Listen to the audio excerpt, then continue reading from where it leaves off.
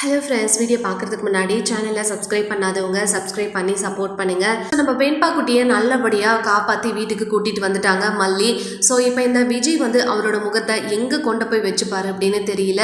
So தன்னோட பொண்ணை, தன்னோட உயிருக்கு உயிரான பொண்ணை மல்லி தன்னோட உயிரை பணைய வச்சு காப்பாற்றி கூட்டிகிட்டு வந்திருக்காங்க. அப்படின்னும் போது கண்டிப்பாக அவர் குற்ற உணர்ச்சியில் தான் இருப்பார். அந்த குற்ற உணர்ச்சியெல்லாம் அவருக்கு போதாது. கண்டிப்பாக நம்ம மல்லியோட அருமையை விஜய் புரிஞ்சுக்கணும் அப்படின்னா மல்லி விஜய் கிட்ட இருந்து கொஞ்ச நாள் தள்ளி இருக்கிறதும் அவர்கிட்ட வந்து பேச்சுவார்த்தை வச்சுக்காம இருக்கிறதும் நல்லது அப்படின்னு நினைக்கிறவங்க இந்த வீடியோக்கு ஒரு லைக் கொடுங்க.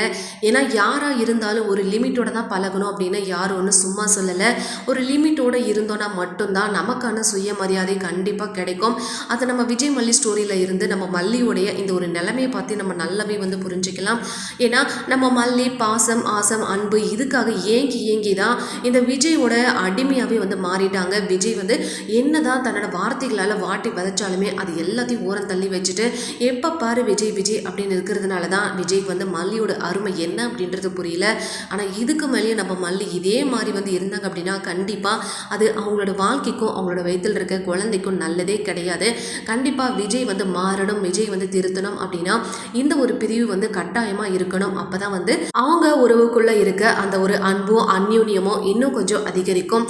ஸோ இப்போ இந்த ராஜின், நிஷா, கதிரேஷன் 3 பேருமே சேர்ந்துட்டு இன்னொரு பிளான் வந்து பண்ணுறாங்க. என்ன அப்படின்னா எப்படியும் வந்து இந்த மல்லி வந்து வெண்பா கூட்டிகிட்டு வந்துட்டா அதனால் விஜய்க்கு வந்து மல்லி மேலே இருக்க கோபம் எல்லாமே போயிட்டு மல்லியை வந்து ஏற்றுப்பான். அதனால் அது வந்து நடந்துடக்கூடாது. இப்போ மறுபடியும் வேறு ஒரு பிரச்சனை கிளப்பி விடலாம் அப்படின்னு சொல்லிட்டு இந்த நிஷா வந்து ஓவராக வந்து ஆக்டிங் பண்ணி என்னமோ வெண்பா மேலே பாசம் வச்சிருக்கிற மாதிரி, வா வெண்பா நான் இப்பயும் வந்து நம்மளோட வீட்டுக்கு போகலாம், இனிமேல் ஒரு நிமிஷம் கூட வெண்பா இந்த வீட்டில் வந்து விடமாட்டேன் அப்படின்ற மாதிரி ரொம்ப ஓவராக சீன் போட்டுட்டு இருந்தாங்க. இவ்வளோ பாசம் வச்சிருக்கிறவங்க ஏன் ரிஸ்க் எடுத்து போய் வெண்பா குட்டியை காப்பாற்ற வேண்டியது தானே?